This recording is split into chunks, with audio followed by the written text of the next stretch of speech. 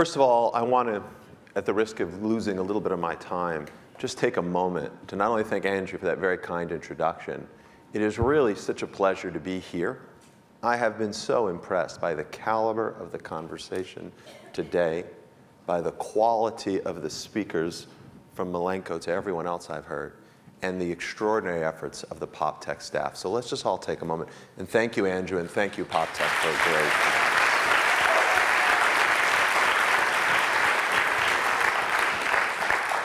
So as Andrew said, I'm recently come on board at the White House in a new role as the head of the Office of Social Innovation and Civic Participation. And I'll talk with you briefly about what that means.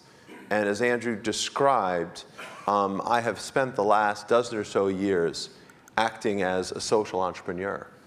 I'm sure many of you have heard the term before, and I think it's interesting when we contemplate what that means. In my mind, I and others like me stand on the shoulders of many who've come before. And these are innovators, and these are mavericks who think across cultures, who think across sectors, who think across boundaries and work against those conventions to build solutions to our most challenging problems. And they do it with verve, and they do it with passion, and they do it in a manner that oftentimes creates that enduring change that we all want to see in the world.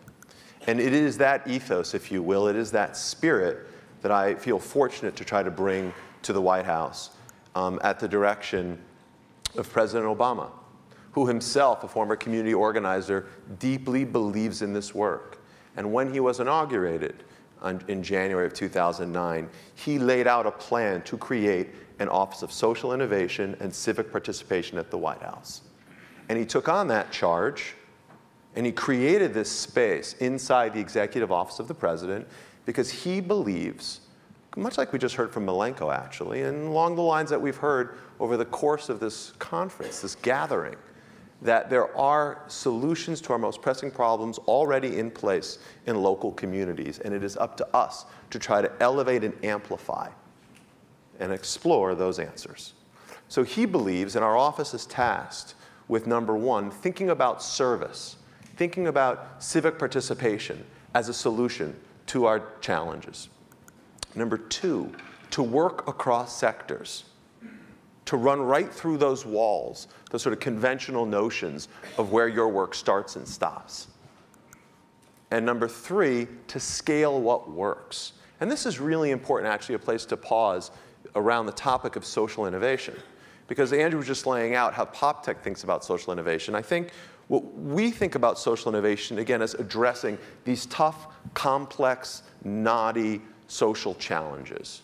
And sometimes they may involve technology, but oftentimes they involve, again, looking at trying to explore new ways to think about and tackle problems.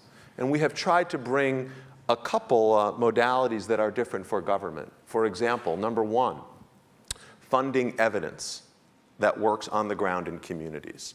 Right? So looking for measurable solutions that already have some success. So this isn't, if you will, angel capital for the social space. That's what philanthropy does. It's not up to, it would be wrong for us to waste the taxpayer dollars. We look for solutions that already work, hopefully in a tiered way where we scale them appropriate or commensurate to their impact. And we think about ways to use, I mean, typically often you use randomized controlled trials to look at the data and see if a solution is working. We're looking for new tools and trying to create an infrastructure and a discipline inside the government to look for measurable solutions. Now, the President has put his heart and soul into this. And there are a couple things that the office already has accomplished. It expanded the AmeriCorps program, which some of you may know about.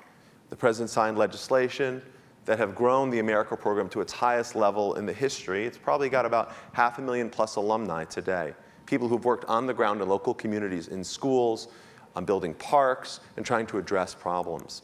Number two, we've really tried to foster a culture of using competitions and prizes, competitive-based grants, where you try to identify bottom-up solutions, entrepreneurial approaches to problems, rather than the classic sort of top-down block grant type approach. And number three, and I think a very also important thing, is the creation of innovation funds. This office helped to create a social innovation fund that's now housed at the Corporation for National Service. It's a $200+ million fund that, again, tries to scale what works and does it through intermediaries, through community organizations that are already on the ground, and helps to strengthen and scale them up. And this work matters more than ever. It matters more than ever because I think, as we all know, we remain in a very difficult set of economic and social circumstances. We have a housing problem which has bedeviled the experts. We have unemployment levels still at 9.1%, I think. And it's funny, if you try to peel that back a bit, the unemployment problem is bad, but when you start to look at it in communities of color, economically disadvantaged areas, it's far worse. In the African American community, the numbers are above 16%. And with young adults in that community, I've heard numbers suggesting 40-some-odd%. So we have a real problem on our hands. And we have companies that don't often abide by the law, by the letter or the spirit of the law. And finally, we have a political system wherein some of the actors remain committed, not necessarily to governance, but to opposition, in a way that I just don't think is constructive. And so in light of those circumstances, who suffers? Who hurts? Well, it's quite unfortunate, but it is indeed the nonprofit sector that often takes the brunt of the blow. Now, why is this important? Well, at a time of austerity where government actually has less resources, more is actually asked of nonprofit organizations. We need them to deliver more, and in a moment when they actually have less. But what I'd like to do today is suggest to you that the nonprofit community isn't just a collection of soup kitchens. In fact, I would suggest that an effective nonprofit community, a social sector, if you will, is a vital part of our economy. It is an element which helps to cohere the whole population. Think about this. The nonprofit community today, the social sector, pays over $300 billion in aggregate in wages. It represents 5% of our GDP. 11% of our workforce is in the social sector. And as discussed earlier today, these are like small businesses. Almost 95% are operating on budgets of $1 million or less. So ensuring the health and the vitality of the social sector is critical. It is essential to our national health. And in fact, if we look beyond what we consider the nonprofit sector, the tax-exempt organizations, there's even something more profound afoot. Because as Andrew alluded before, I believe, and I'm guessing that many of you in this room would also believe, that business can be a force for change too. That when we look at businesses that have an explicit social dimension to their mission, the opportunity for the social sector is even larger. It is even more important. And so I'll talk briefly about two trends that we see at the White House that we are preparing for. One is the advent of an impact economy. Some of you may have heard this term before, but it's intended to describe the changes racing through the business community today. We've seen the advent of impact investing.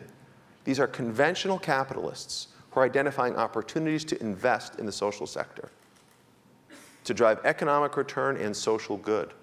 Monitor Institute has described this as a category that could be over $100 billion by the end of the decade. It is a big opportunity, with blue chip firms looking at it. Just yesterday in Washington, we convened a forum that had some 200 or odd participants on pay for success, or social impact bonds. Some of you may have heard of this. This is, again, an idea of funding evidence-based interventions, but not the government. For-profit, private actors funding preventative interventions, and then the government paying them a return on their investment when those interventions actually deliver cost savings. We're seeing it in the business community too, so it's not just the flow of capital, but we're seeing entrepreneurs building social enterprises that, again, explicitly try to drive profits and create purpose. And we're seeing large-scale corporations create models of shared value, where, again, they are working to service their shareholders, but also thinking intelligently and in an integrated way about supporting their stakeholders. So we are very focused on how do we create the conditions in which this economic activity can be encouraged and flourish. We're also very focused on this emerging idea of a civic continuum. The idea that you need to don a red jacket to serve seems important, but we think there's a bigger opportunity at hand. In fact, one really enabled by technology. We heard earlier today about data without borders. which I think is an interesting example of how do you marry talent to solve issues. Code for America is a similar organization. Some of you may be familiar with Meetup. Imagine this. There are 10 million people around the planet using Meetups today. It is an extraordinary thing. This is not 800 million people on Facebook who may or may never connect. These are people, and there are 1 million meetups a month in something like 250 some odd cities, who are getting together, convening, enabled by technology.